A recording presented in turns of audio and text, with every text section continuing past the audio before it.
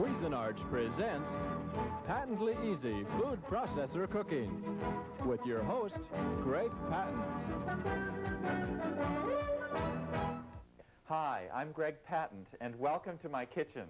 On today's show, I'm going to be using the food processor to make 3 terrific cakes, including this Grand Marnier spice cake, a rich and moist chocolate cake called Kentucky chocolate cake, and a light as air orange chiffon cake. This Grand Marnier spice cake I'm going to make has carrots in it, and walnuts, and yogurt, and a lot of spices, including ginger. You bake this cake in a special pan, and I want to show it to you over here. This is called a Kugelhopf pan. It's a fluted tube pan, and the capacity is an 8-cup capacity. If you want to measure the size of the pan across the top, it has about an 8.5-inch diameter. If you can't find a Kugelhopf pan, then use any kind of baking pan with about an 8-cup capacity, and you'll be just fine. One thing you'll have to do for all the cakes that we're going to be making today is to sift the flour.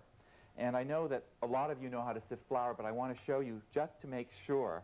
You put your flour in a flour sifter or strainer, and the whole purpose of sifting flour is just to make it light and airy so that when the flour is incorporated into the batter, you get even mixing and incorporation of the flour with no lumps. You spoon this flour lightly into the measuring cup. Don't bang the cup. Just set the cup on the counter. Spoon the flour in to overflowing, as I'm doing here. And then just take a straight edge, like a spatula, and then sweep off the excess, just like that. And then you'll have 1 cup of sifted flour. Now, if you wanted to weigh the sifted flour, it would turn out to be about 4 ounces. You can also buy flour that's called pre-sifted, but even pre-sifted flour has to be sifted and measured this way because it gets packed down into the cup. So you can do that ahead of time, and then also get ready for the cake 7 ounces or 2 medium-sized carrots that you've peeled and cut into 1-inch pieces, and fit the work bowl of your food processor with the metal blade, put the carrots in, and then pulse a few times to start the chopping going.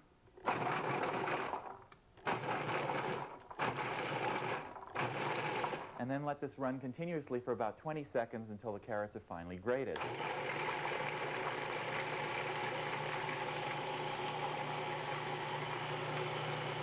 And you should stop the machine once, about halfway through processing, just to make sure that all the carrots get finely grated.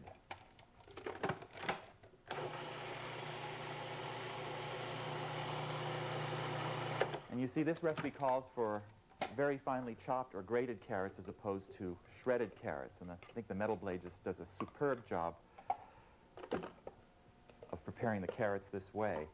Now, if you don't have a scale and you can't weigh 7 ounces of carrots, then what you want to do is to prepare enough so that when you pack the carrots into a measuring cup, it turns out that you have 1 cup of firmly packed, finely grated carrots, just as I've prepared them for you here. And then put the work bowl back in place, reinsert the metal blade, add 1 cup of granulated sugar to the work bowl and a ½ cup of firmly packed light brown sugar, and then you break up this sugar with your fingertips just so that it doesn't all sit all in one place. And then what else you'll need? You'll need the zest or the colored rind of half an orange and half a lemon. And to remove the zest, you can take a vegetable peeler, just as I'm doing here, and then peel this away, you see, and you're just getting the orange part of the fruit on this orange. Or you can take one of these little zesters that has fine little teeth on it, and you can just scrape along, you see, and get nice little strips, just like that. And then you see you're only getting the orange part of the zest. And you want to do this with half an orange and half a lemon. And then you add the zest to the work bowl, and then we're going to have the processor, you see, chop the zest up so you don't have to grate the rind ahead of time. And you want to let this run for about 2 minutes. Once the zest has been processed for about 2 minutes, it should be as fine as the sugar. And the typical procedure for making cakes without the food processor is to cream the butter with the sugar. But with the food processor, you get a much better result if you actually add the eggs to the sugar first and then add the butter later. So I'm adding 3 large eggs, 1½ teaspoons of vanilla, and we'll process this for about 30 seconds, stopping once to scrape the work bowl. After about 30 seconds, the mixture should be nice and fluffy. Then you can add the butter. In this case, I'm adding 6 ounces, or 1½ sticks of unsalted butter that's been softened. So you can just bring that to room temperature. And then you'll want to process this for about 1 minute until the mixture is nice and fluffy. After the butter has been processed, then you scrape the work bowl again. You can see this mixture is really nice and creamy, which is exactly as it should be. Then add the processed carrots. Add a 1/4 cup of plain yogurt. That's unflavored yogurt, which adds a nice moistness to this cake and also a background tartness, which is very welcome. 2/3 of a cup of walnut pieces. And then we'll want to process this for 3 seconds only. 1, 2, 3. No longer, because we don't want the walnuts chopped very, very fine. Then add 1 cup of sifted whole wheat flour and sprinkle it in a ring over the batter. And then 1 teaspoon of baking soda and 1 teaspoon of baking powder. But if you live at an elevation above 3,000 feet, then decrease the baking soda to 1/2 teaspoon. That's very important. If you don't, the cake is going to fall. And then add your spices. 2 teaspoons of cinnamon, a 1/4 teaspoon of nutmeg, a 1/4 teaspoon of mace, and 3/4 of a teaspoon of ginger. And you see, with a processor, we don't really have to sift all of these dry ingredients together. And then to complete this spice sandwich, so to speak, I'm going to add 1 cup of sifted, unbleached, all-purpose flour. There.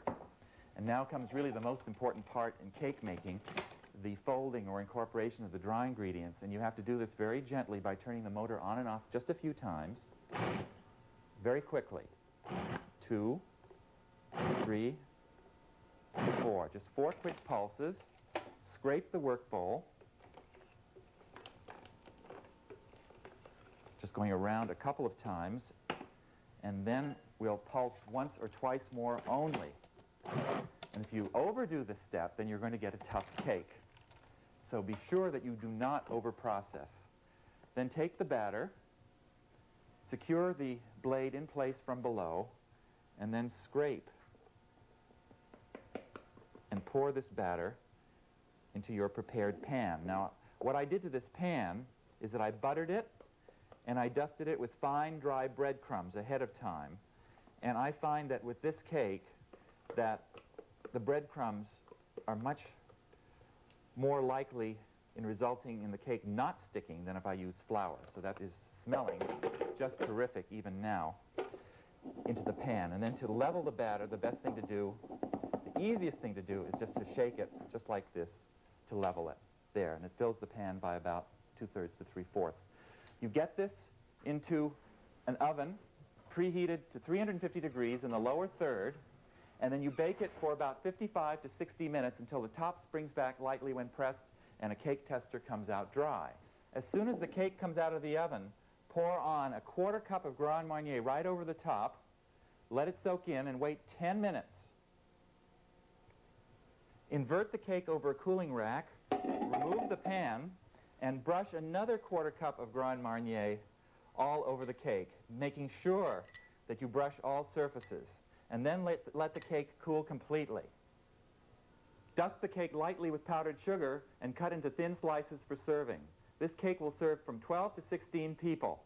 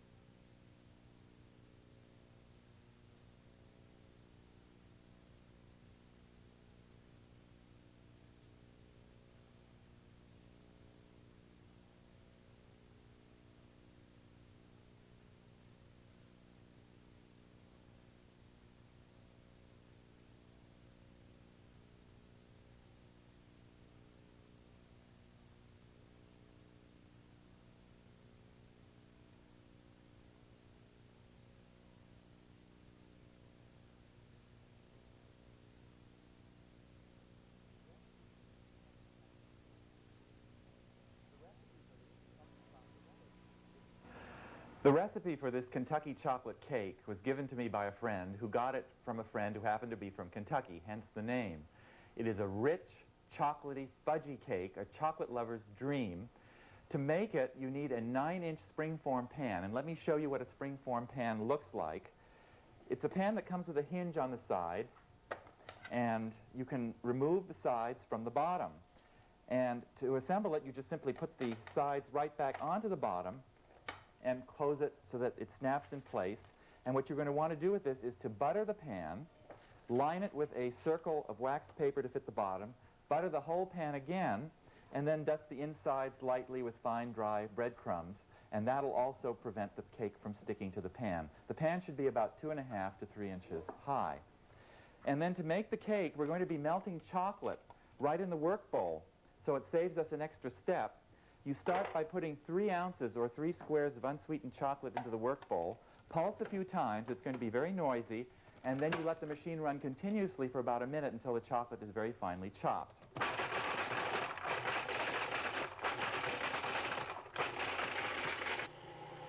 When the chocolate is finely chopped, add a ½ cup of boiling water, and you notice that the chocolate gets melted and it gets spattered all over the inside of the work bowl. Let this process for about 30 seconds. Scrape down the work bowl and make sure that the chocolate is absolutely smooth. With the motor on, add a ½ cup of ice water through the feed tube, and this cools down the hot temperature of the melted chocolate. And after that's processed for a few seconds, add a ½ cup of buttermilk. And then let that process for a few seconds. And then now we will scrape the work bowl one more time. And you wind up with this very liquidy mixture that is very much like a chocolate milk. And it's very important that this mixture be allowed to cool, so that if it feels warm to the touch, pour it out of the work bowl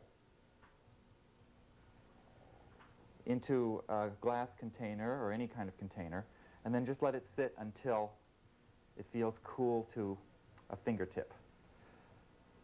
Put the metal blade back in place in the work bowl. It's not necessary to wash the work bowl at all, and add 2 cups of sugar, granulated sugar, to the work bowl, and 2 large eggs, and a teaspoon of vanilla. And then you'll want to process all of these ingredients together for about a minute until everything is now light and fluffy. Once the eggs and sugar and vanilla have been processed for 1 minute, then add 1 stick of unsalted butter that's been softened, and then let that process for about another minute. Then, after the butter's all been incorporated, add the cooled chocolate mixture, and it's really important that the mixture be cool, because I found that if the chocolate mixture is warm, what happens is that it cooks the flour that we're going to be adding to it later, and it makes the cake very coarse and tough. So be sure to make sure that the rest of the chocolate liquid is cool. Process for 5 seconds. Scrape the work bowl. And you notice this is a very, very liquidy mixture. So go around the bowl thoroughly, making sure that all of this sugar-butter mixture is dislodged from the side. Process for about another 2 seconds. And now we have almost this chocolate soup, to which we have to add 2 cups of sifted cake flour. And so you sprinkle this cake flour, and cake flour is low in gluten content, and so you want to use it in this recipe particularly so that we don't get a tough cake. 2 cups of sifted cake flour, a teaspoon of baking soda, and a ½ teaspoon of salt. Just sprinkle that all evenly. And now the trick will be to get this all incorporated without toughening the batter. So here's how to do it. You turn the motor on and off very rapidly, as fast as it takes you to say on-off. 2, 3, 4, 5, 6, 7 times. And then you scrape the batter away from the side of the work bowl again. And you now notice, of course, that the batter is slightly thicker, almost the consistency of heavy cream. And you just want to sort of take a peek to see that there are no lumps. If the batter doesn't appear completely smooth, don't worry. It'll bake up just fine. Give one quick pulse. And then what you do is to secure the blade in place from below with a finger. And you have a lot of batter now to pour into this prepared pan. And you just pour it into the pan. You see, it's a gorgeous, gorgeous consistency. And then you want to bake this cake in the center of a preheated 350-degree oven for about 60 to 65 minutes until the top springs back when lightly pressed, and also a cake tester comes out dry. Do not overbake the cake because you want the cake to be moist. So I'm going to get this into the oven. And then after the cake test's done, you let it cool in its pan on a rack for 10 minutes, turn it out on a cooling rack, and once it's completely cool, we'll be ready to frost it. To make the icing, process 2/3 cup granulated sugar, 6 tablespoons of softened unsalted butter, a teaspoon of vanilla, and 1 large egg for 2 minutes, stopping the machine every 30 seconds to scrape the work bowl. Add the remaining egg, in other words, egg number 2, and process for another 30 seconds. Then have ready 3 ounces or 3 squares of melted unsweetened chocolate that you've let cool slightly so that it's not really hot. Scrape that into the work bowl and process for another 30 seconds. At the end of processing, the icing should be really smooth and creamy, just like this, you see, and if necessary, chill it until it's of spreading consistency. When the icing is the right consistency, turn all of it out on top of the cooled cake, which is on a cake plate lined with 4 strips of wax paper. You see what a wonderful consistency this icing is. And then spread it all over the top and the sides, making the icing a little bit thicker on the top.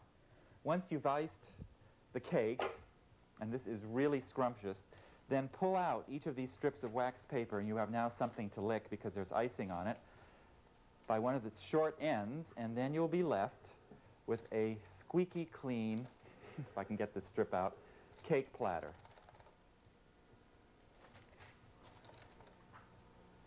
There. This fabulous chocolate cake will make from 12 to 16 delicious servings.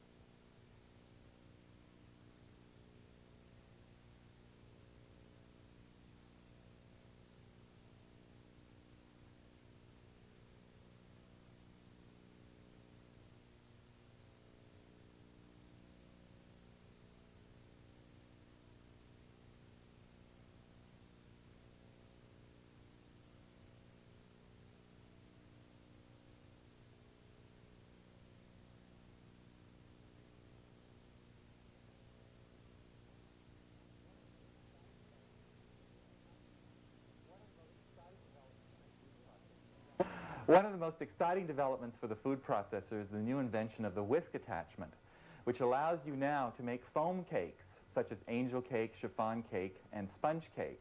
And today I'm going to make you an orange chiffon cake. But before I actually get to the cake, let me show you the cake pan that you'll need. This is an angel cake pan. It measures 10 inches in diameter and 4 inches tall, and it's a two-part pan. It comes apart like this. Make sure you buy one that is non-Teflon coated. Do not grease it, but make sure that it is absolutely clean. So wash and dry it thoroughly before use.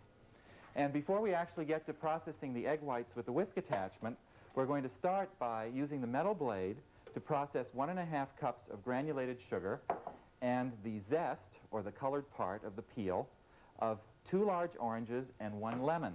And you want to process this mixture for 2 minutes and then remove it from the work bowl.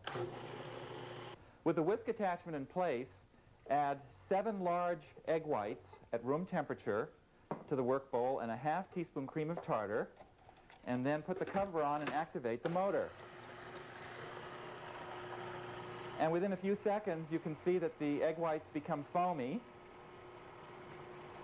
And within about 30 seconds or so, they begin to mount up significantly. And after about a minute or so, they take on a nice white, opaque look that is very typical of whipped egg whites. And after about 2 to 2½ minutes, they become very thick and stiff. And you want these whites to be beaten very stiff but not dry. When the whites are done, they should hold a really stiff peak. You see, just like that. They should have no trace of runniness or wateriness at all, but be very, very stiff. And for chiffon cakes, it's also very important that they become stiffer than normal. So empty the whites into a large bowl. Just scrape all of this out. And once the egg whites are out of this work bowl and into this large mixing bowl, then we'll be ready to continue with the recipe. After the whites are out of the work bowl, it's not necessary to clean the work bowl. Just put the metal blade in place.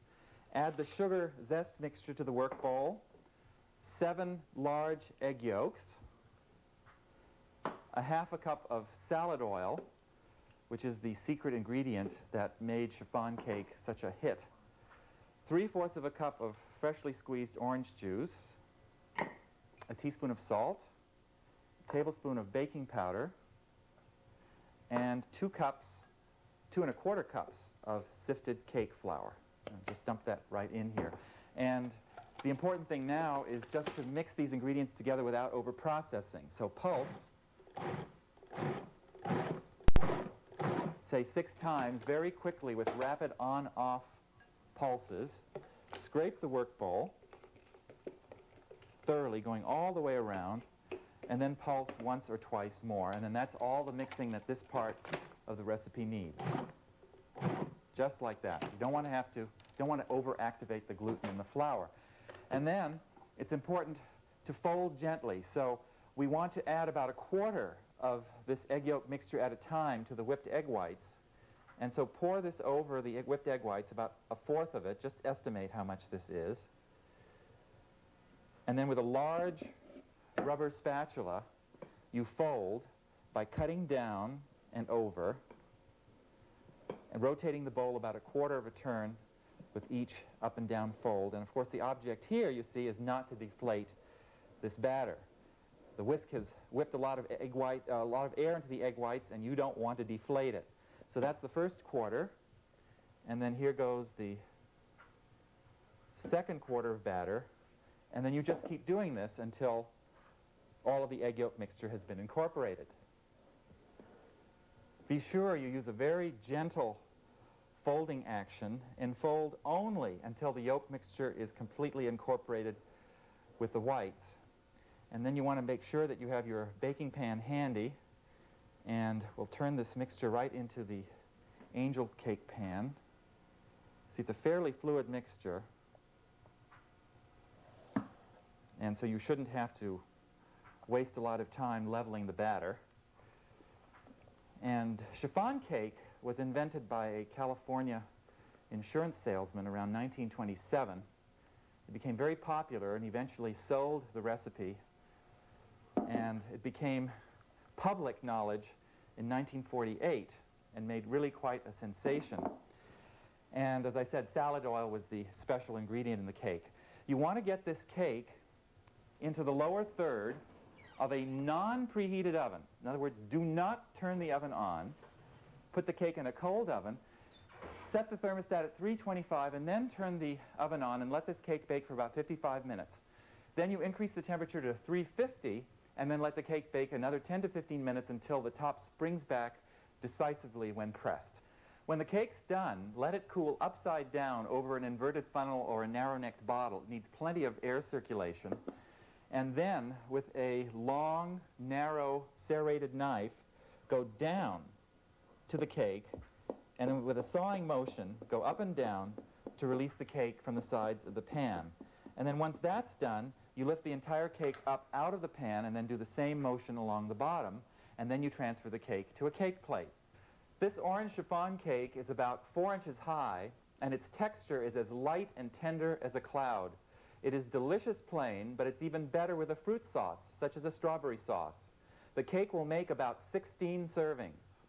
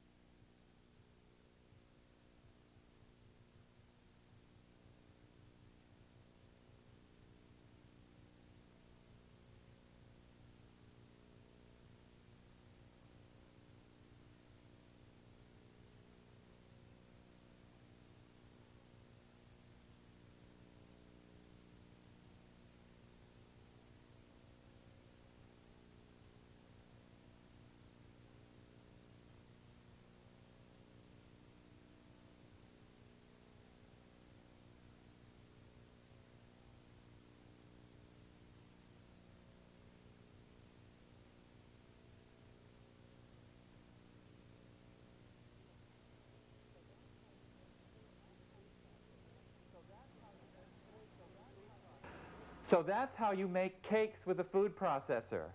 The Grand Marnier spice cake, liberally laced with Grand Marnier and containing carrots for moistness. The Kentucky chocolate cake, as rich and fudgy and moist as a chocolate cake has every right to be. And the orange chiffon cake, light and tender and easily made with a new whisk attachment. This is Greg Patent wishing you happy cooking and delicious eating.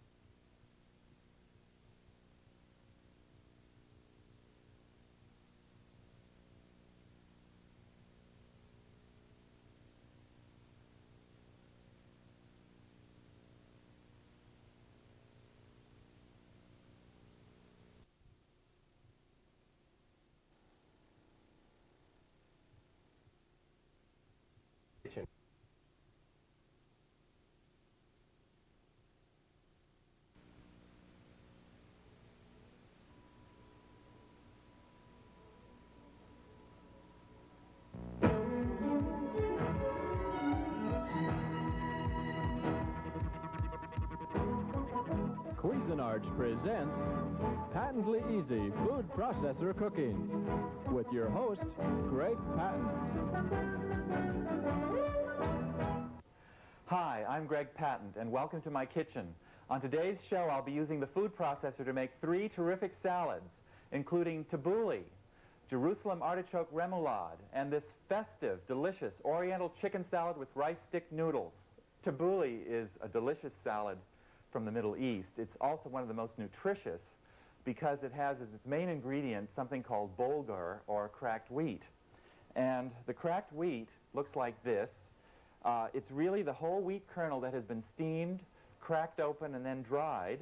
And you need 1 cup of it. You can buy this cracked wheat actually in grocery stores and also in health food stores. It's delicious in tabbouleh. You need 1 cup of it with 2 cups of boiling water poured over it. Let it soak for about 2 hours or so, and then, miraculously, it will soak up to this big volume. It becomes very tender, and then you can also eat it as rice. Now, another main ingredient of tabbouleh is parsley. And parsley, from all the Middle Eastern cooks that I've talked to, say that it's the most important ingredient in tabbouleh besides the cracked wheat. There's lots of parsley in it, about 1 cup or 1 ounce worth of parsley, and also fresh mint leaves if you can get it. This is about 2 tablespoons of fresh mint leaves. If you can't get fresh mint, then substitute about 1 teaspoon of dried. And for the processor to do its job, make sure that the metal blade is in place, make sure that the work bowl is dry, also make sure that the parsley has been patted dry, and then we'll put the parsley and the mint into the work bowl at the same time, and then we'll process until they're both finely chopped for about 20 seconds.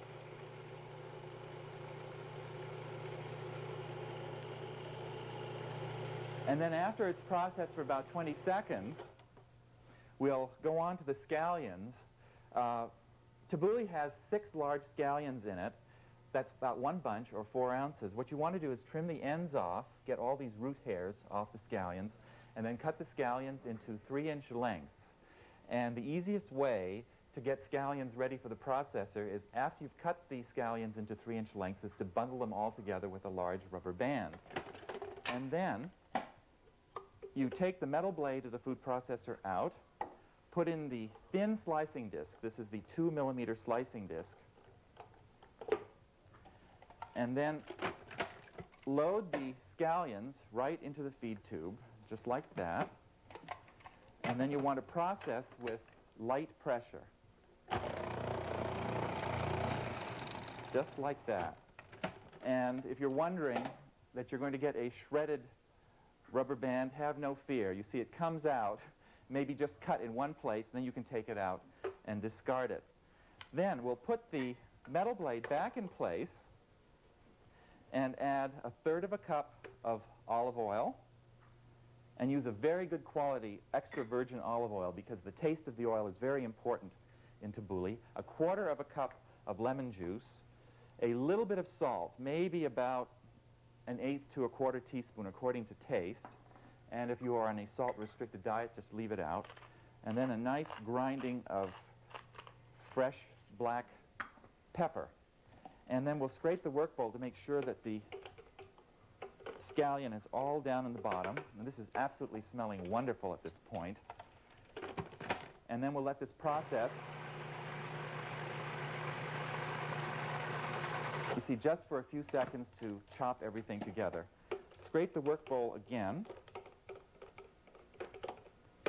And then if you still see some more onion,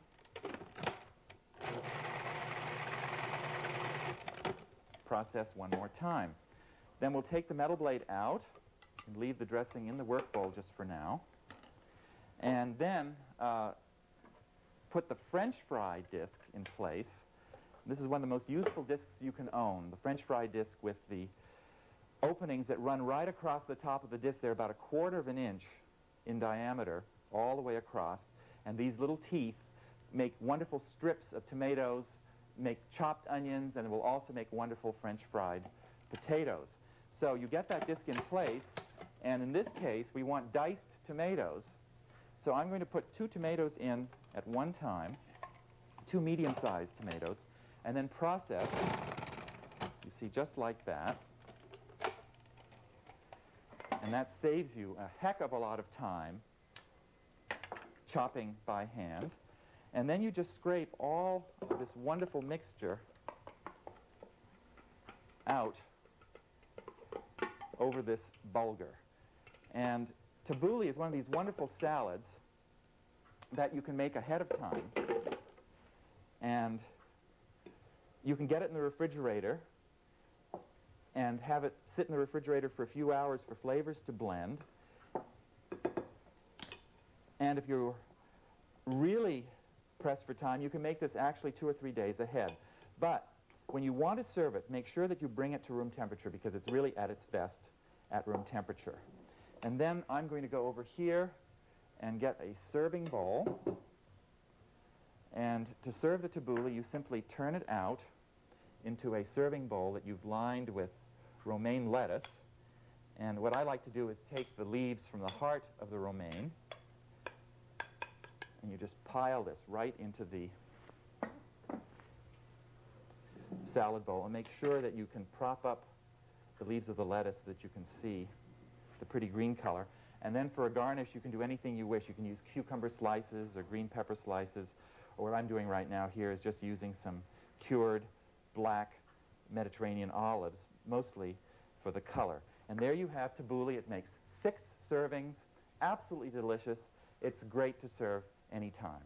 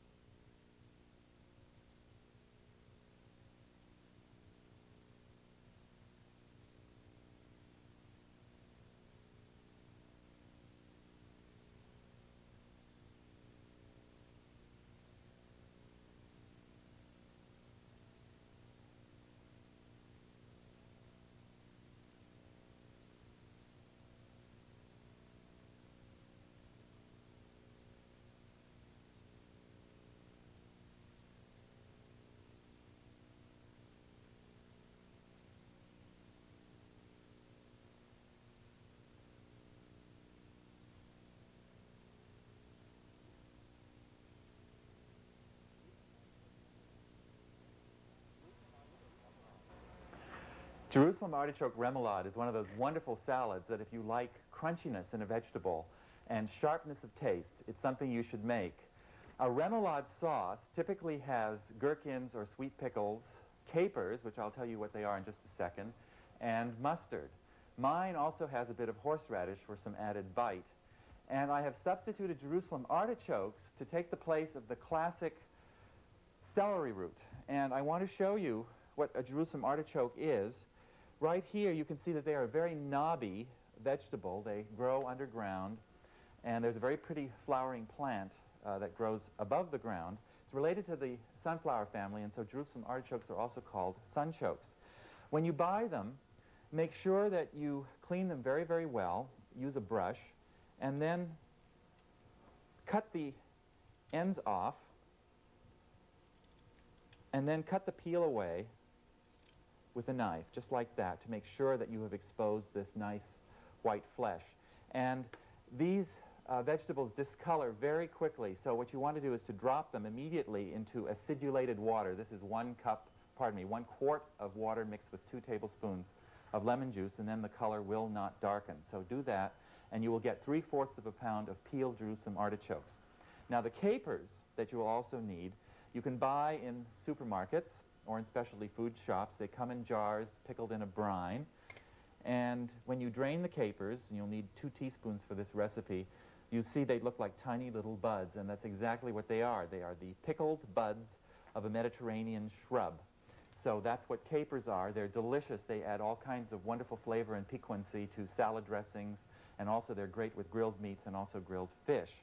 So that's the only other special ingredient that you'll need. To begin the recipe, what we're going to do is chop up some vegetables. So again, make sure that the work bowl is dry and the metal blade is dry. Add a 1/4 cup of parsley leaves to the work bowl. Start the motor, and then drop in, while the motor is running, a large scallion that you've cut into 1-inch pieces, and also 2 gherkins, 2 tiny sweet pickles that you've cut in half. And then you let this process for about 10 seconds.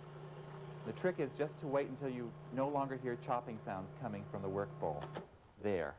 And everything is finely chopped in just a few seconds so that you save, again, a lot of hand work. And then scrape this out of the work bowl. This is a wonderful combination, the parsley and the gherkins, and also the scallion. And then we'll put the metal blade back in place. and start to make the remoulade sauce.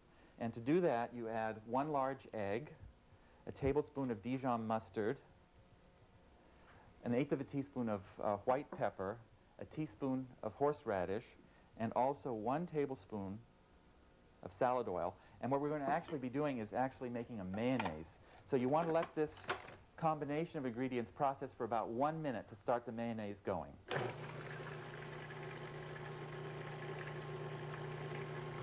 After about a minute, when the emulsion has really started to thicken up, this is really the most critical step in making a mayonnaise, is to give that egg 1 good minute.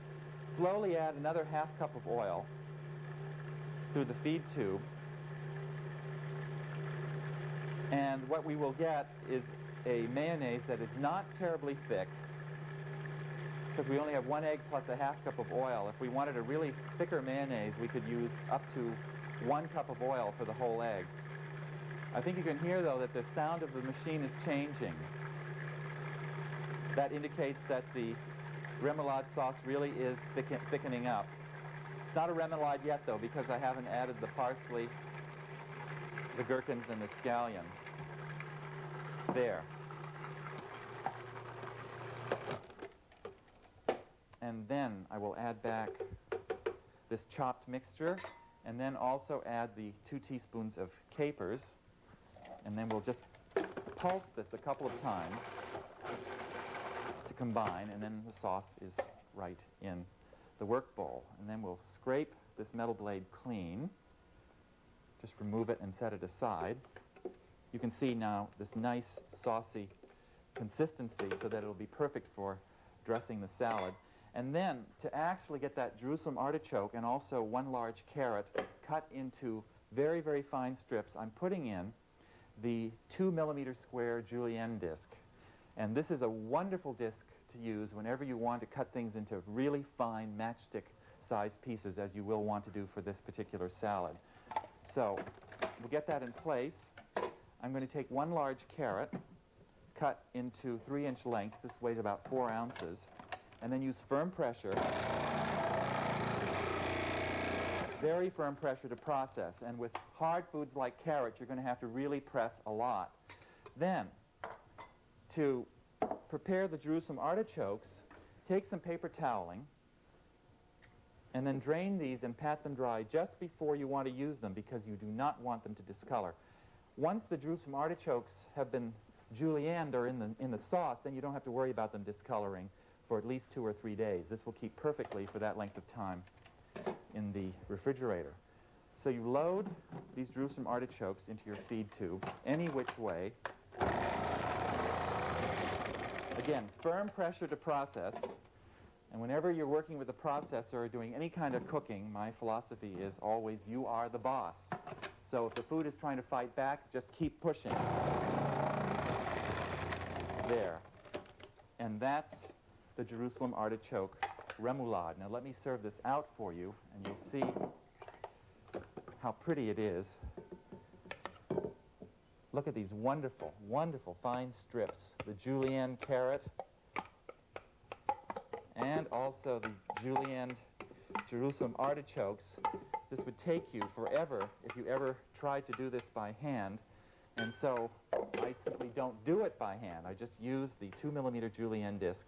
You toss everything together really well, refrigerate it so that it gets nice and chilled, say for 1 to 2 hours, and then you serve it on individual salad plates. And one particularly attractive way of doing it is to serve it on a red cabbage leaf. And this recipe will make 6 to 8 wonderful servings.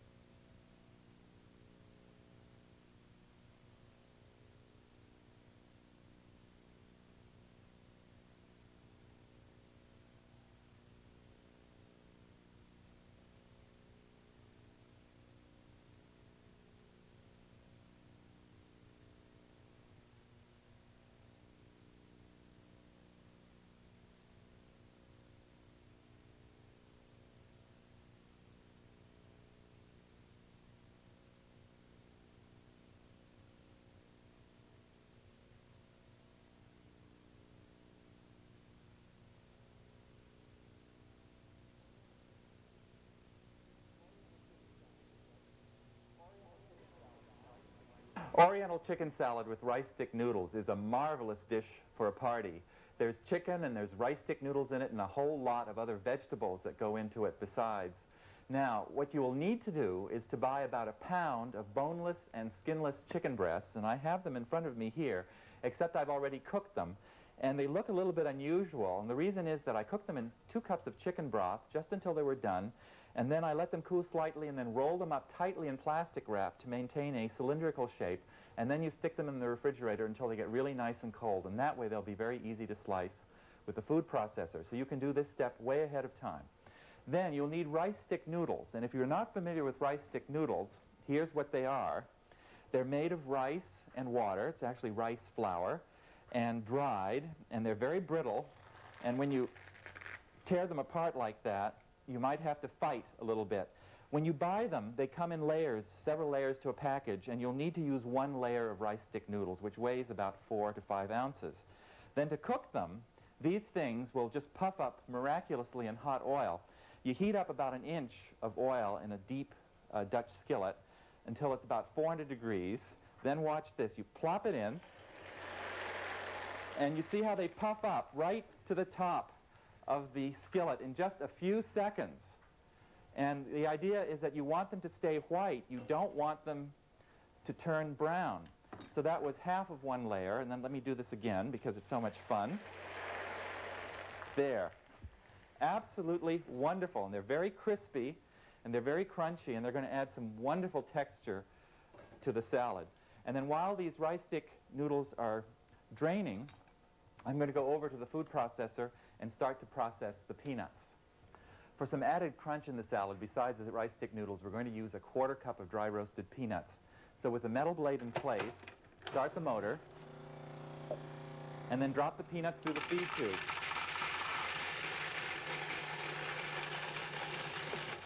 And you want to process only for about 5 seconds to coarsely chop the nuts, and then just turn them out into a little bowl, and then we can attend to them later. And then to make the dressing for the salad, there are a couple of ingredients I want to show you. They're special ingredients that you'll need. One is Oriental sesame oil, which is this very dark oil made from roasted sesame seeds, and then they are pressed to extract the oil. Has a wonderful, delicious, deep flavor. And then there's another ingredient called oyster sauce, which is an extract of oysters mixed with some salt and some water. And you'll need this also to flavor your sauce. Now, to get these ingredients, you can usually find them in well-stocked supermarkets or in Oriental grocery stores. And when you have them, you'll use them often. The oyster sauce is great in marinades, and the sesame oil, a touch of it, is great to add to stir-fries and also to salad dressings. So, to make the dressing with the metal blade in place, 1/3 of a cup of red wine vinegar and 1/3 cup of peanut oil go in, and then 1½ tablespoons of sesame oil, 2 tablespoons of dry sherry, 2 teaspoons of firmly packed light brown sugar, 2 tablespoons of soy sauce, and 1 tablespoon of the oyster sauce. You can see it has a nice, thick consistency. And then you will want to process this just for about 3 seconds. It's kind of like an Oriental vinaigrette is what this is. And then securing the metal blade in place from below with a finger so that the blade doesn't fall out into this bowl, just pour the contents out, and then we'll attend to the dressing a bit later. We'll take the metal blade out and insert the 6mm slicing disc. Now this is the disc that cuts food about 1/4 of an inch thick, and that's what we're going to want to do to use on the chicken. Now the chicken is well chilled, and so you cut this rolled up chicken into pieces that will fit the feed tube. So I usually cut each breast in half crosswise. This one I think I can probably fit entirely in one piece like that. And it's not important in this recipe that every piece of chicken breast is absolutely even in terms of its looks. So I'm going to try to fit all these pieces in, and I do. I get them all in. And as long as they're wedged upright, you'll get beautiful, beautiful slices. And use firm pressure to process the chicken. There. It certainly beats doing this by hand. And then you transfer the chicken to a medium-sized bowl.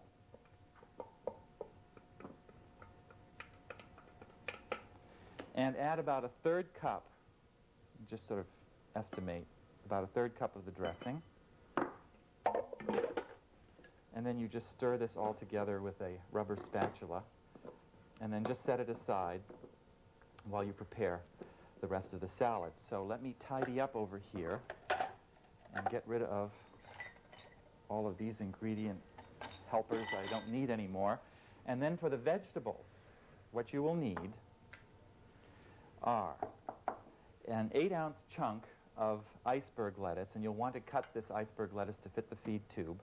A 4-ounce chunk or an 8-ounce chunk, depending upon how much you like it, of Napa cabbage, which is this right here. It's also known as celery cabbage, and you can find this again in supermarkets or in Oriental grocery stores. A 4-inch chunk of romaine. Notice I'm using rubber bands to hold the leaves together so they don't fall apart. 6 large scallions, or a bunch, cut into 3-inch lengths. And then 1 large, sweet red bell pepper that you've cut into slabs. And what you do is you just take a knife and cut vertical slices away from the pepper, leaving the core, and you'll have 4 nice, thick slices. And so what we're going to want to do now is simply to use the 4-millimeter slicing disc. This is the standard slicing disc that comes with your machine, to process each of these vegetables in order into the work bowl. So I'm going to start with the lettuce first and use medium pressure on all of them. First the lettuce, then the Napa cabbage, and if you're concerned about that rubber band, remember the rubber band will be cut maybe, and you can just fish it out without having to worry about eating it later on. And then the head of romaine, that little chunk of romaine, that goes in. And then the scallions. You see how much time you save by not having to do these chores by hand.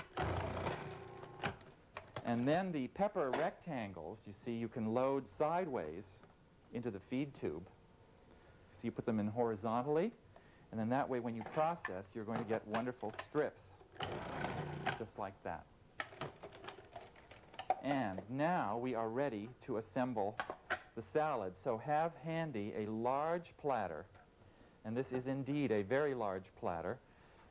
Dump all of these vegetables out into the platter, and then add the remaining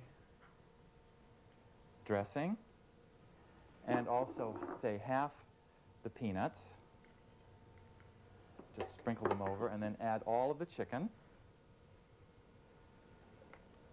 You can see why this is a wonderful dish for a party. You can make all of these things ahead of time. Every step that I've done so far, you can do ahead of time, and just the final assembly needs to be done during the last few minutes. You can even slice the vegetables ahead and just get them bagged up and refrigerated.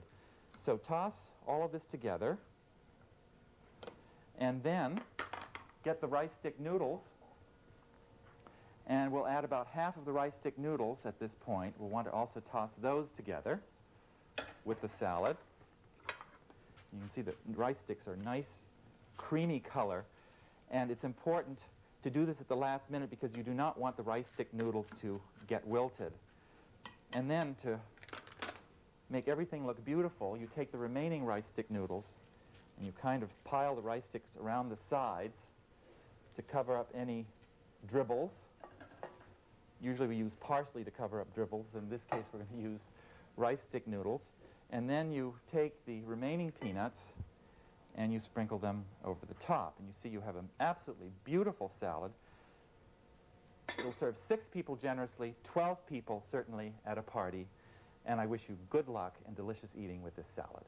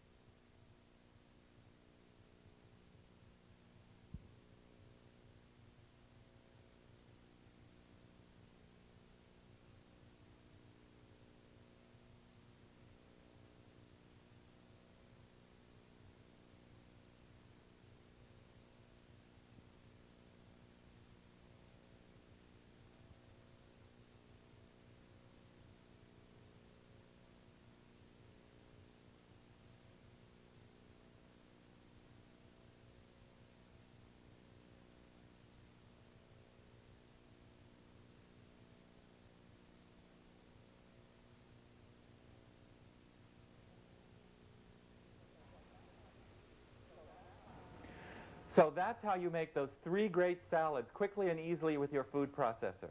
This is Greg Patent wishing you happy cooking and delicious eating.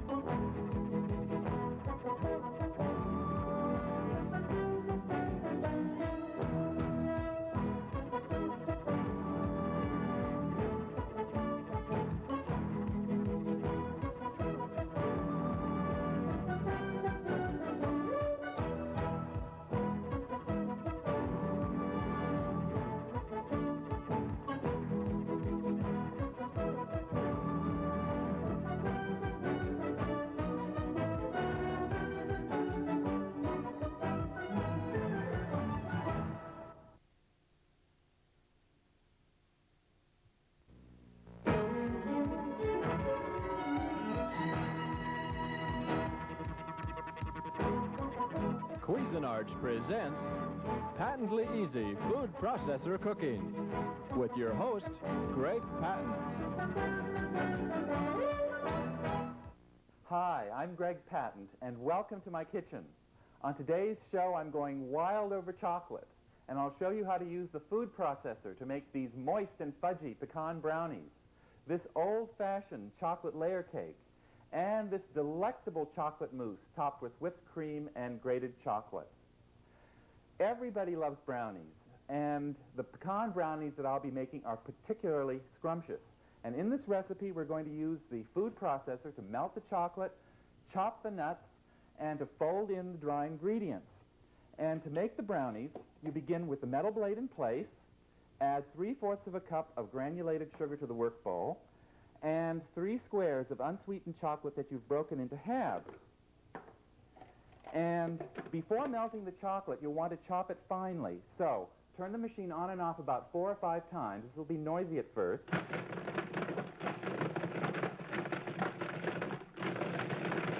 And then let the machine run continuously for about 1 minute until the chocolate is as fine as the sugar.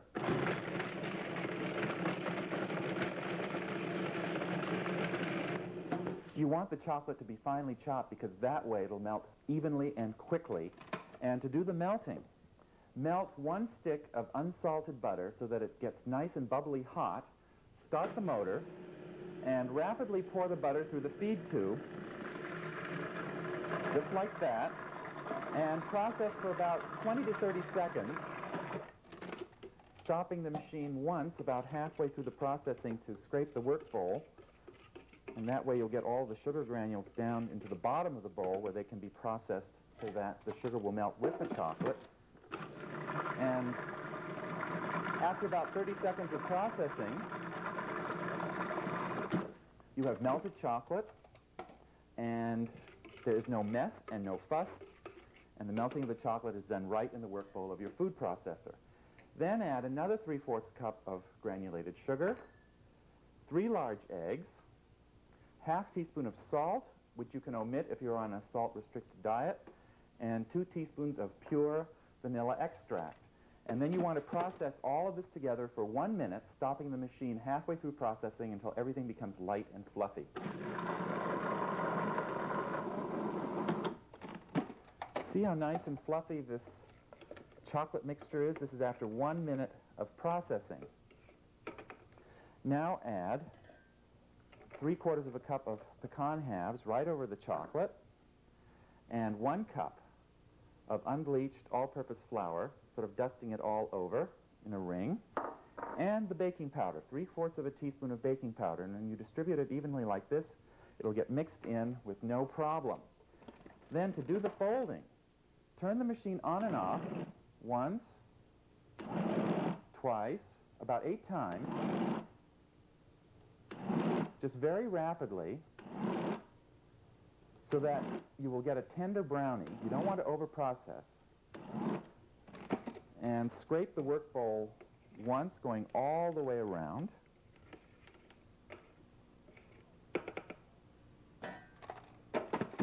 Pulse twice more. And that's it. you've made the brownie batter, including the melting of the chocolate, right in the work bowl of your food processor. And now all that remains to be done is to scrape the batter, and it's a fairly thick batter, into a greased 9-inch square cake pan. And I'm going to show you a little trick or technique that I think you'll find very useful in dealing with heavy batters and other mixtures that you have to get out of the work bowl. I'm scraping most of the mixture into the pan. And to get every last bit of this wonderful batter out of the work bowl, reassemble the work bowl and the metal blade, put the cover back on, and pulse for 1 second to spin the blade clean like this, and then you can scrape the rest of the batter right into the pan without any blade getting in your way. Then spread the batter evenly. Then take 16 pecan halves and just arrange them evenly over the top. You can press them in slightly so that when the brownies are cut into squares later on, each serving will have a nice crunchy pecan half on top. This recipe is so easy that kids can do it, and they will love doing it. When you've got the pecans all over the top of the brownie, bake the brownies in the center of a preheated 350-degree oven for 30 to 35 minutes, just until a toothpick inserted into the center comes out slightly wet with some chocolate sticking to it. Don't overbake because these should be moist and fudgy. This recipe makes 16 deliciously moist and fudgy brownies. Let them cool in the pan, cut into squares, and serve. The quick chocolate mousse I'm about to make is a dream recipe, one of the smoothest, tastiest, lightest, and easiest of all mousses. To make it, you'll need 8 large egg whites at room temperature, 1 tablespoon vinegar plus 1 tablespoon of water, 8 squares of semi-sweet chocolate that you've broken in halves, ½ cup of boiling water, 6 large egg yolks, 2 teaspoons of instant coffee, 2 tablespoons of coffee liqueur, and 1 teaspoon of vanilla extract. In making this recipe, you're going to be whipping egg whites in the work bowl of your food processor, so be sure that the work bowl and the metal blade are completely clean and free of grease. And you start the recipe by pouring in the 8 egg whites into your work bowl, start the motor going, and wait about 10 seconds until the whites start to froth up, and then pour in this vinegar and water mixture.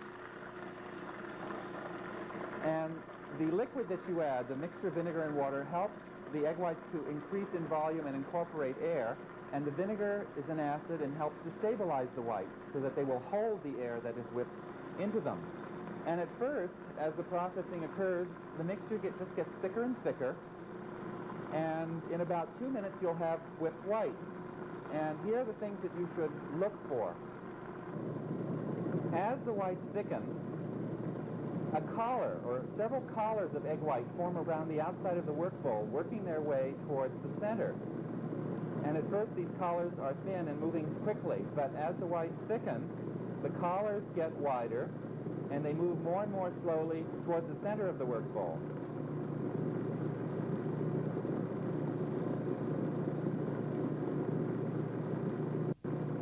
And as the whites become completely whipped, they move in one mass, slowly, all around the center of the work bowl. And at that point, you want to stop the processor.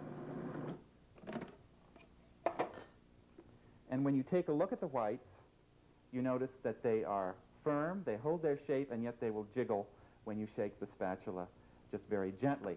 And at this point, you want to work quickly, because egg whites do not stay for very long. So scrape the work bowl thoroughly to remove the egg whites, and you'll notice I removed the metal blade.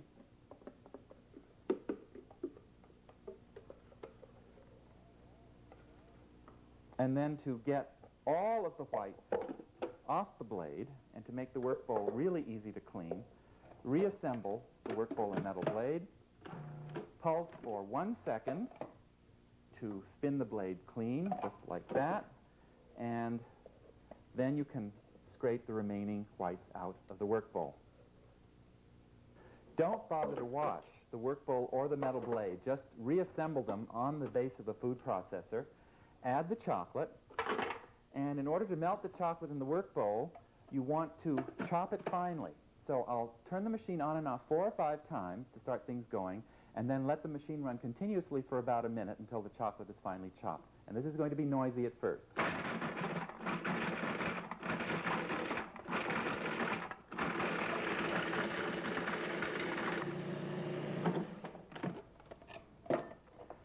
And see how finely chopped this chocolate is?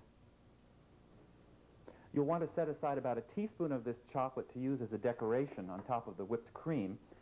Add the 2 teaspoons of instant coffee to the work bowl with the finely chopped chocolate. Start the motor, and then pour the ½ cup of boiling water through the feed tube. And in about 30 seconds, you'll have melted chocolate right in the work bowl. No mess, no fuss, no extra pan to wash. Make sure that you check to see that the chocolate is completely melted. The best way to do that is just to scrape the work bowl thoroughly, getting all the chocolate down off the sides, and then take a spoon and spoon it up like that. And you see this is perfectly melted and smooth and thick. Then add the 6 egg yolks, the 2 tablespoons of coffee liqueur, and the teaspoon of vanilla. And now you'll just want to process all of this together for about 20 seconds until the mixture is really nice and smooth. Scrape the work bowl, and you'll notice that when you mix egg yolks into chocolate, the mixture thickens considerably. Then take your prepared egg whites and spoon about half of them in a ring all around the chocolate. And if you do it in a ring, the egg whites will be folded in very gently and very evenly. Pulse quickly, twice. You want to do this quickly so that you don't deflate the egg whites at all. Scrape around the work bowl thoroughly because chocolate tends to stick to the side. Add the remaining egg whites, again, in a ring over the top. And if you notice that your egg whites have released some liquid and the last of your whites are a little bit softer than the whites you first put on top of the chocolate, just add everything to the work bowl and pulse twice more. And there's the quick chocolate mousse. Turn the mousse mixture into 6 or 8 individual serving dishes or into a shallow 9-inch serving dish. Refrigerate for 1 to 2 hours and the mousse will be set and ready to eat. Making this mousse in a large serving dish allows you to serve yourself as much or as little of it as you want.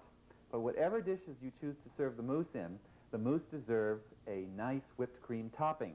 And to make that, use the metal blade to process 1½ cups of whipping cream or heavy cream, a 1/4 cup of powdered sugar, a 1/4 cup of instant non-fat dry milk, 1½ teaspoons of vanilla, and 1 egg white.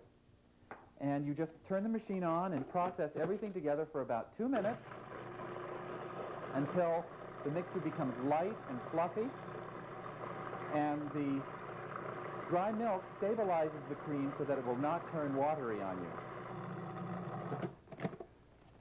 Scrape the work bowl, and then I want to show you how nice and fluffy and thick this cream is.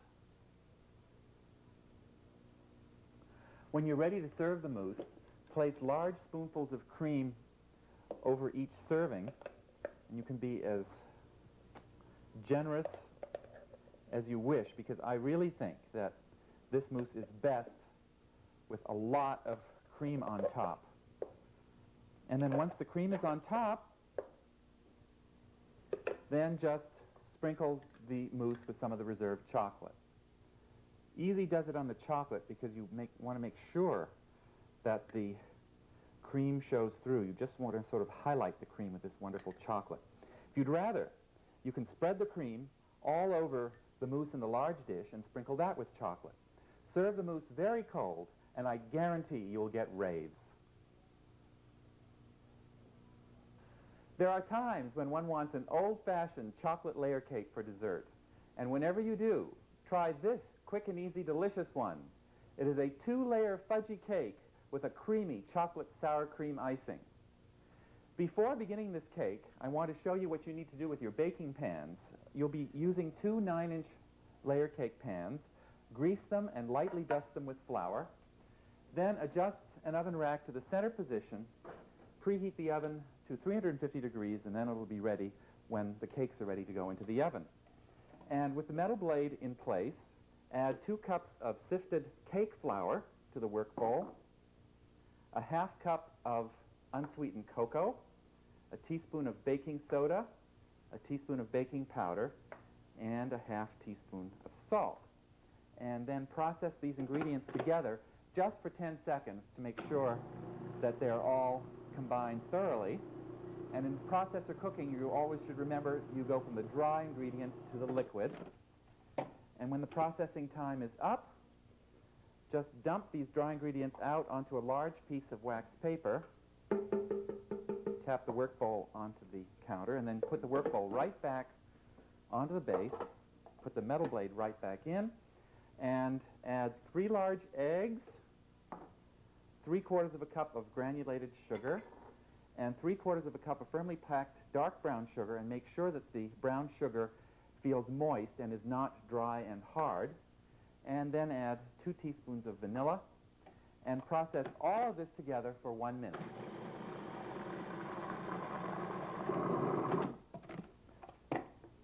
Scrape the work bowl well, just to make sure, again, that everything is mixed. And then add 1½ sticks, that's 3/4 of a cup of very soft, unsalted butter that you've cut into about 9 pieces. And then we'll process all of this together for another minute, stopping to scrape the work bowl once.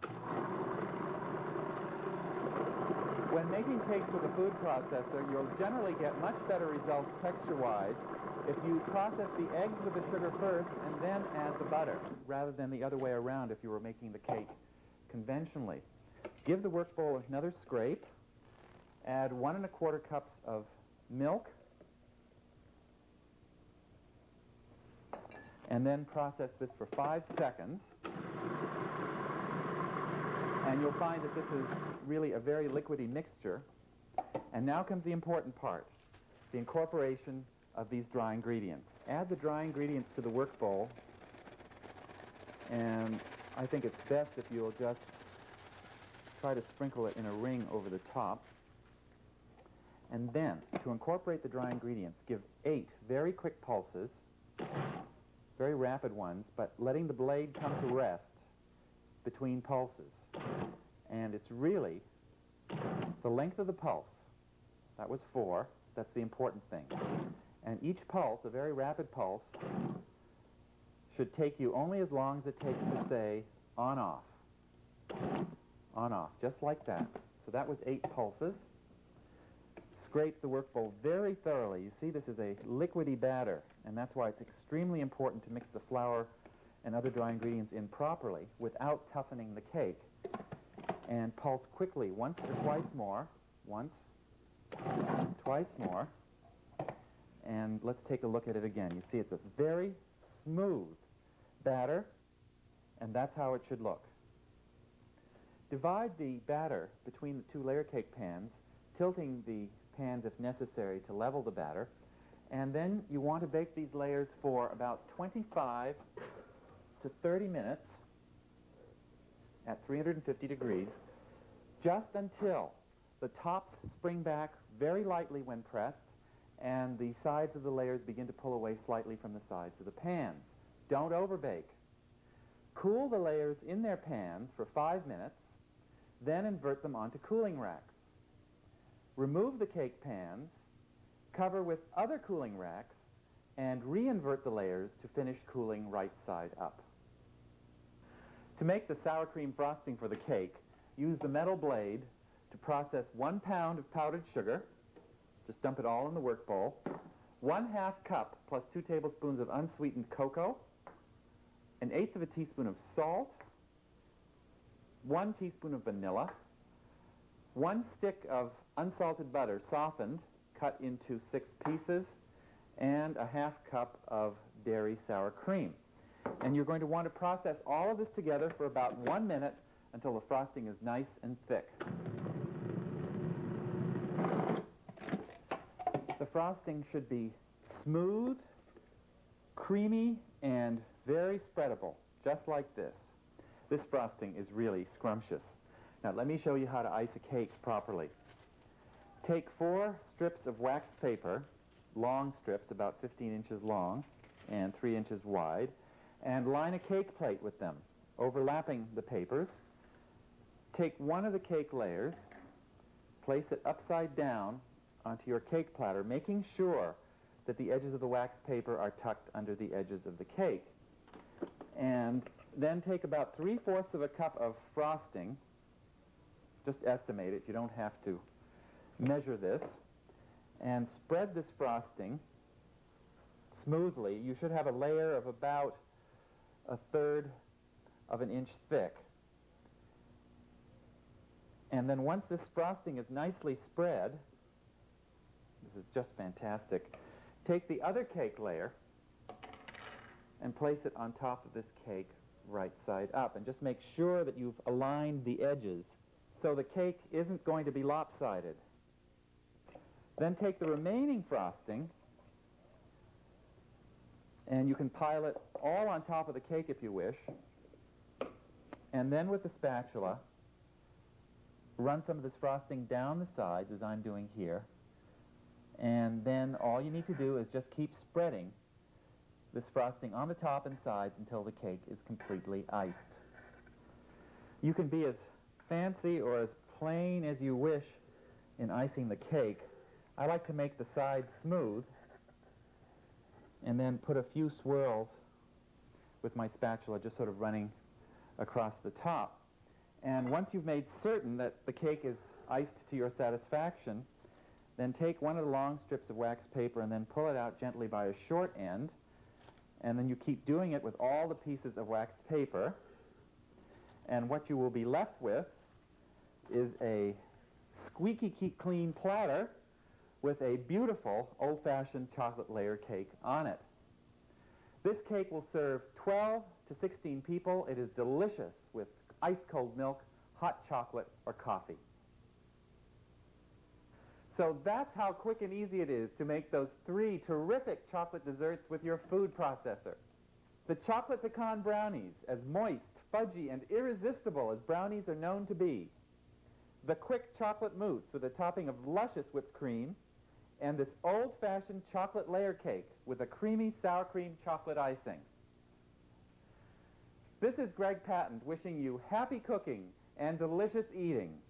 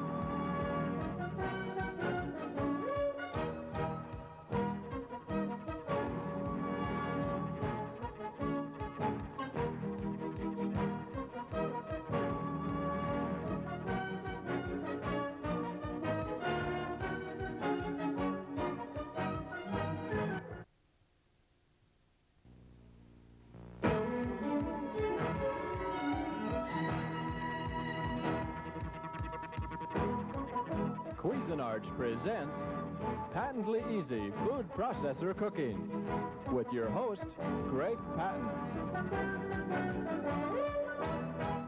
Hi, I'm Greg Patent, and welcome to my kitchen. On today's show, I'll be using the food processor to make a delicious weekend brunch, practically all of which you can prepare ahead of time, including this casserole of eggs with 2 different cheeses, lightly seasoned with jalapeno and Tabasco. These porkless sausage patties made with turkey breast instead of pork. Also, these light-textured, delicious whole grain muffins, and a refreshing and colorful fruit cup of melon and strawberries. Egg dishes have always been popular for brunches and breakfasts, but one that you can make ahead of time is a real find. And the one I'm going to show you how to make today has jalapeno chili, Tabasco, 2 different cheeses, and a little bit of onion in it. And you start off by putting the metal blade in the work bowl of your food processor. Add 10 saltine crackers to the work bowl, and I'll explain the reason for the saltine crackers in just a minute, and process for about 30 seconds until the crackers are reduced to fine crumbs. Empty the cracker crumbs into a small bowl, and you just turn your work bowl upside down and tap it to get all the crumbs out, and add ½ cup of milk and 2 tablespoons of dry sherry, and you stir that all together and set it aside. Now, the reason you use the cracker crumbs in this recipe is that if you were going to prepare the egg dish ahead of time, the cracker crumbs help to absorb any moisture released from the eggs and prevent the egg mixture from becoming runny. So that's a good tip to know. So we'll just let that stand. Put the medium shredding disc in the work bowl,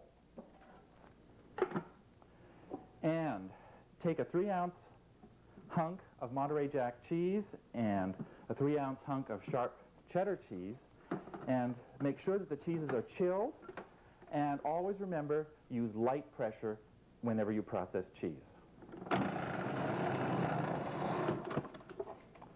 Then take the shredding disc off, put the metal blade in place, push it down into the work bowl. And the reason I'm doing this is that I want to chop the cheese shreds. So just with a few quick pulses, chop the cheese shreds and then remove them from the work bowl. Have ready 1/3 cup of parsley leaves that you've patted dry, and 1 fresh jalapeno chili that you cut in half. And you see there are lots of seeds in the jalapeno chili. That's what makes the chili hot. So you want to cut away the seeds and also the membrane. And then also have ready 1 medium-sized onion that you've peeled and cut into quarters. With the metal blade in place, add the parsley to the work bowl, start the motor, and then drop the chili through the feed tube. And then you want to process until the chili is finely chopped, about 10 seconds, and you hear no more chopping sounds coming from the work bowl. There. Add the onion to the work bowl. This is giving me a very strong chili aroma right now. It's very pleasant. Then pulse 3 times for about 1 second each. And at that point, you have some coarsely chopped onion. But I want this onion to be finely chopped. So scrape the work bowl, go all the way around, and pulse just once or twice more. And that's how easy it is to make finely chopped onion with a food processor. Empty this mixture into a 10-inch skillet in which you've melted 2 tablespoons of butter over medium heat. And then you'll want to cook and stir this mixture for about 5 to 8 minutes until the onion is tender but not brown. And this is giving off just a marvelous aroma. And so I'll just set this aside and put the metal blade back in the work bowl. Notice I'm not even bothering to clean the work bowl. And then you add 12 large eggs. It's almost 3 cups of eggs. The sherry mixture, that's the crackers, the milk, and the sherry. ½ teaspoon of salt and a 1/4 teaspoon of freshly ground black pepper, and about 1/8 teaspoon of Tabasco, which is about 3 or 4 squirts. And then you process this for 10 seconds just to make sure that the eggs and all the other ingredients are thoroughly mixed.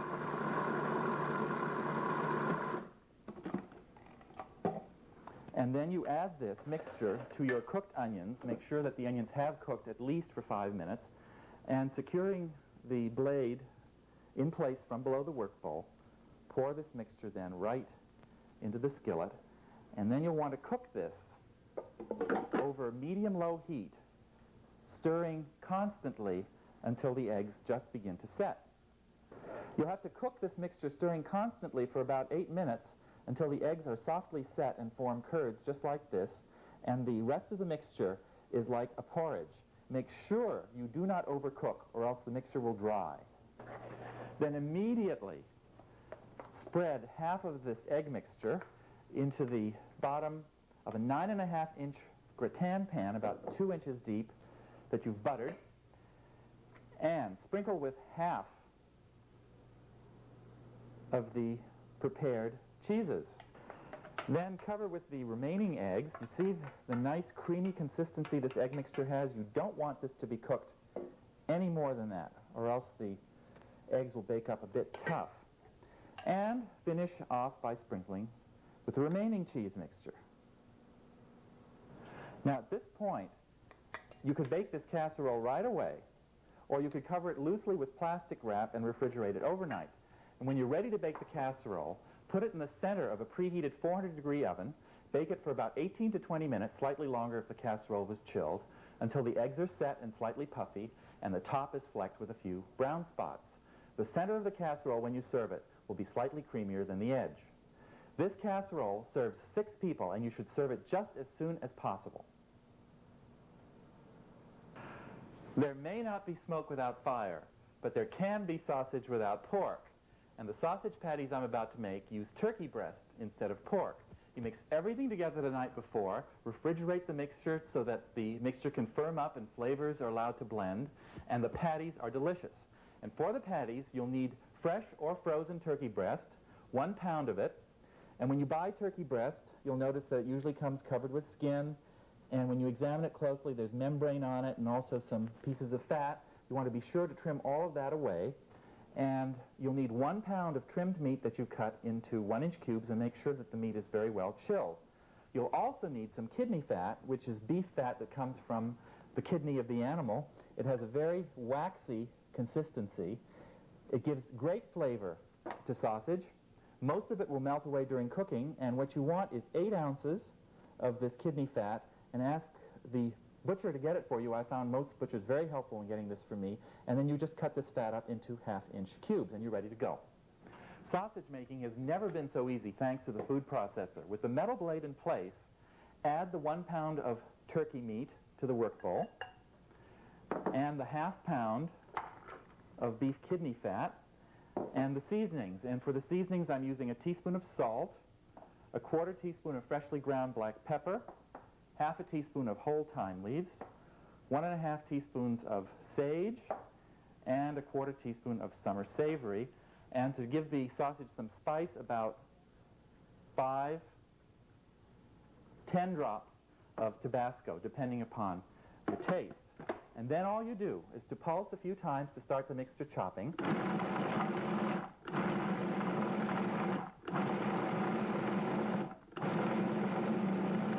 And then you let the machine run continuously until the mixture is the consistency of coarse hamburger.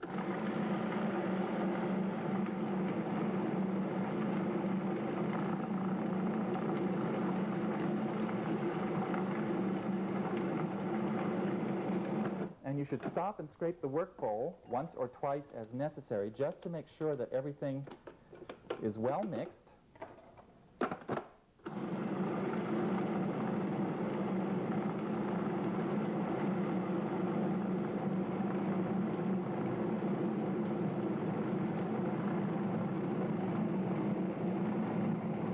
And that's it. And in just a few seconds, you see, you have sausage. Carefully remove the metal blade, because it is very sharp. Set it aside, and scrape the sausage mixture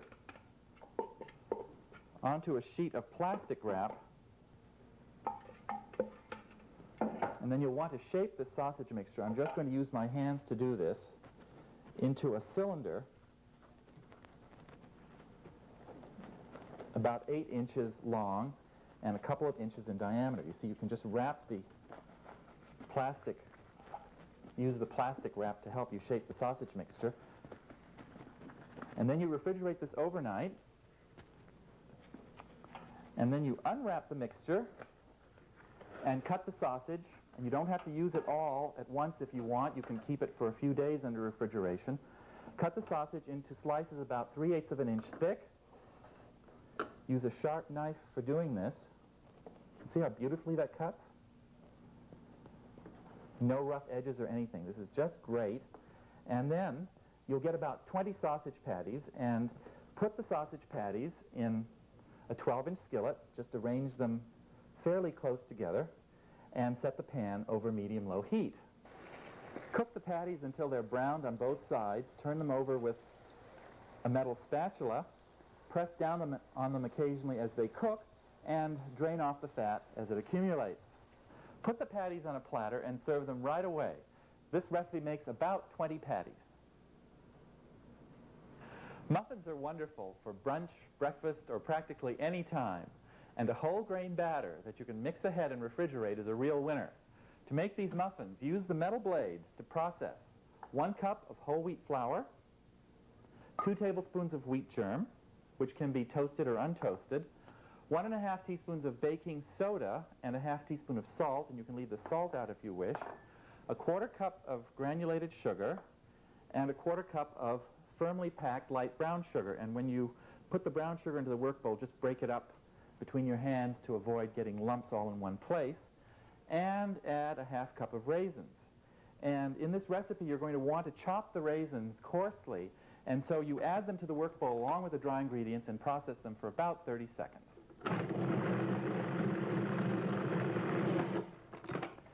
Then add a ½ stick of cold unsalted butter that you've cut in 4 pieces and process for another 10 seconds.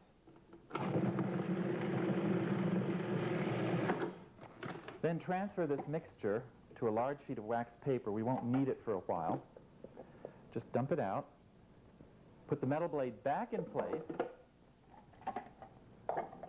and add 1½ cups of quick cooking, not instant, rolled oats, and process for about 30 seconds until the oats are finely chopped. Once the oats are finely chopped, then pour a ½ cup of boiling hot orange juice in a ring over the oatmeal and pulse the machine just 3 times to combine. Don't overprocess or you'll get glue. Then add 1 cup of buttermilk and a large egg and a ½ teaspoon of pure vanilla extract. And then to combine those ingredients with the oatmeal mixture, you pulse quickly just 4 or 5 times.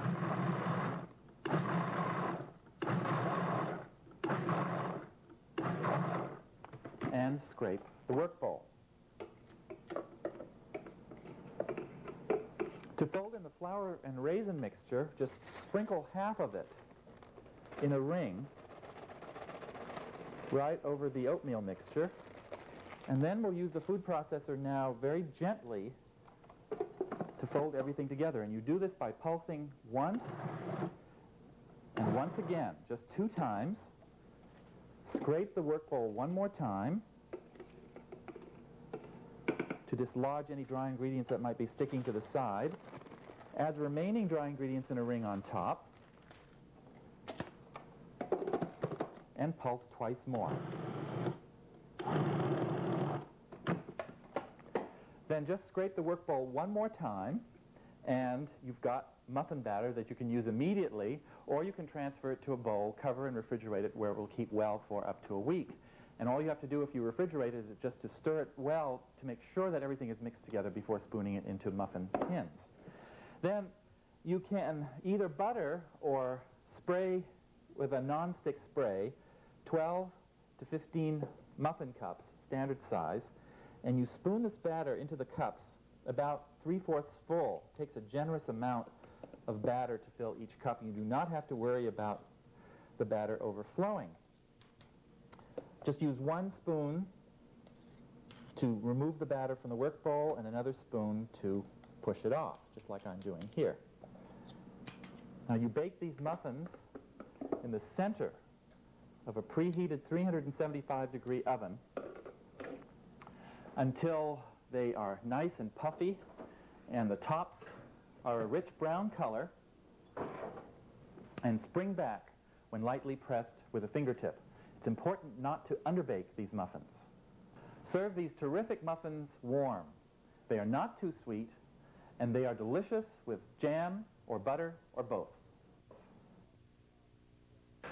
The food processor does a wonderful job of preparing fruit in many interesting and attractive ways, and the fruit cup I'll be making is just one example. I'll be using strawberries and honeydew and cantaloupe, but you can use any fruit that's in season and that's really good. Before I begin with the processing, I want to show you and talk to you a little bit about how to tell when melons are ripe. This is a cantaloupe, and this is a ripe cantaloupe, and you can tell when a cantaloupe is ripe if the skin looks fairly evenly yellow all over with very little or no green on it, and when you smell it, just sniff it very gently, not inhaling it deeply, that you get a nice cantaloupe aroma. You should have a nice fresh melon aroma. Honeydew sometimes can be very tricky, and there are several ways to tell when honeydew is ripe. This one here, the smaller melon, is slightly green in color, and a green melon means that it is not going to be ripe. What you want to look for is a melon that has turned yellow in color. When you pick it up and sniff it, it also has a melon aroma, definitely honeydew. And then this little trick I learned just recently is by running the palm of your hand just very gently over the surface, not pushing down, but gently over the surface, looking like you're doing some mumbo-jumbo, but what you're doing is feeling the skin. And the ripe melon will feel prickly, almost velvety in consistency, whereas the unripe melon will feel smooth. So those are some of the tricks that you can use in order to determine whether or not melon is ripe. In order to prepare the honeydew for the food processor, just cut the melon up into spears. I initially just cut the melon into wedges, took the skin off, and then just cut it into spears like that. And for the cantaloupe, you cut the melon into wedges. One cantaloupe usually makes 6 nice wedges like this, and then you just cut the wedge in half. And then those pieces are now ready for the food processor. Use the 6mm slicing disc for the honeydew. Get the disc in place, and then load your honeydew spears in the feed tube. They're slippery, so you'll have to put in with one hand and prop with the other until you have enough wedged in the feed tube so that the spears stand upright. And the reason I want them to be upright is so that I don't have big pieces that are too large to eat in one mouthful. And always remember, with melon and berries, use very light pressure. Now, switch from the 6mm slicing disc over to the 8mm slicing disc, and if you can't get an 8mm slicing disc for your machine, then just keep using the 6mm slicing disc. Put that in place and add the strawberries to the feed tube. I haven't given you any proportions for this fruit cup because really it's up to you. I think for 6 people, 2 pints of strawberries, 1 medium-sized cantaloupe, and about a half of a honeydew melon should be just enough. And when the strawberries are in place, processed with light pressure again. The food processor slices so much fruit in just a few seconds that I'm still amazed by its speed. Now for the cantaloupe. Switch from the 8mm slicing disc to the French fry cut disc. That's the disc with the 1/4 inch openings running right across the top. Put the cantaloupe in the feed tube, and remember the cantaloupe was in wedges like this, and the wedges were cut in half, and you put this new cut side down in the feed tube and wedge them in place so that they can't move around. And sometimes you want to turn it upside down with a pointy end just so that you can get enough pieces wedged into the feed tube, and process with light pressure. And I'll do one more load. This just shows you how fast you can do all kinds of fruit with the food processor with absolutely wonderful results. There. Now, see how attractive these strips are? You'd never do this by hand, and I think that cantaloupe tastes better cut this way than in some other shape. Empty the work bowl into a large serving dish. Just turn the work bowl upside down right into the dish. There's a lot of fruit in this work bowl. Toss it all together gently, probably using one spoon. It's the easiest and safest method to do. And garnish with a sprig of mint, and it's ready to serve. This fruit cup is light, refreshing, and deliciously low in calories, with no added sugars or sweeteners. It'll serve 6.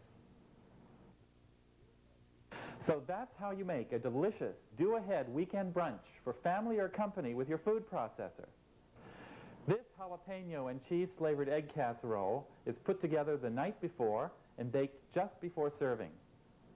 The mixture for these turkey sausage patties is made ahead and can cook while the egg casserole bakes.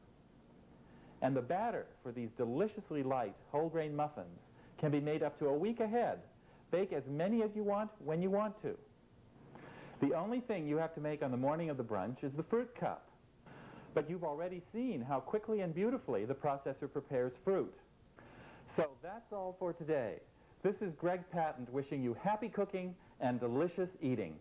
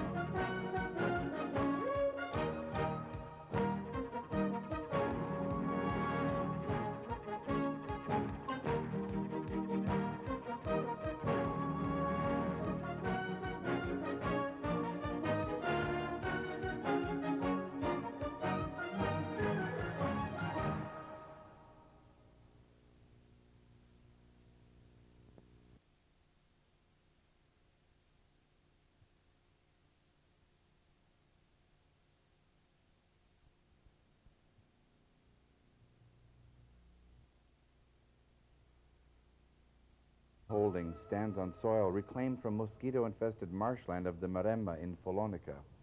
Up to 150 years ago, this land was unsuitable for produce. The present owner, Countess Romana Bicocchi-Picchi, is renowned for her extra virgin olive oil, reportedly with the lowest acidity ever recorded in Italy. The oil is from olive trees found only on the estate. A lot of people think extra virgin olive oil is good on hot vegetables or on salad. Do you cook with this also? I cook also, yes, but it's possible because I produce this olive oil. It's possible that not more people use it to cook this oil. This oil is very good, especially to use it. Don't cook, not cook. But if you do cook with it, it's very good also to come si dice, friggere. To fry in to it. Fry, well, yes. good for you because I But fry it's everything in it. Yes. For me, it's possible to understand it's expensive, but to use it, don't cook is very good. It's very necessary for the health. So even frying in it is very necessary for the health. Well, that's very good advice. But all cook with this oil is the best. The Tenuta Castle is built fortress-like style, which has surely helped to preserve it through German and American occupation through World War II. 15 bedrooms are atop several living rooms, a dining room, kitchen, and a chapel.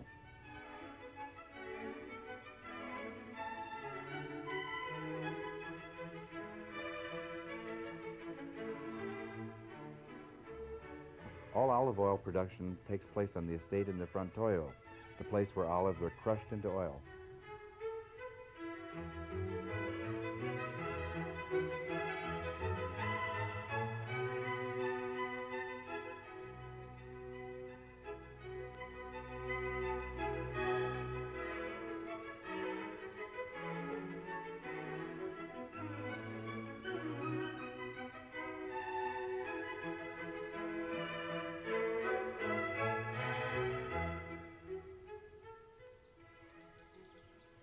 The most important agricultural product of Tuscany, however, is the most well-known Chianti wine, certainly the favorite and most widely used beverage of the region. Wine is ubiquitous in Tuscany, whether it's in the cantinas quietly aging in perfect underground wine cellars, or on the table ready for the drinking. Many wines of the Chianti area of Tuscany are world-class, with fans from every possible economic status. I'm here at Il Greppo Vineyards in the heart of Tuscany, probably the best-known wine region in all the world. Certainly the name is known everywhere. The vineyard I'm standing in at the moment has been here for 2,000 years. The house you see behind us over here has been here for 1,000 years. Truly remarkable. Vineyards and wineries come in all shapes and sizes and dot the landscape.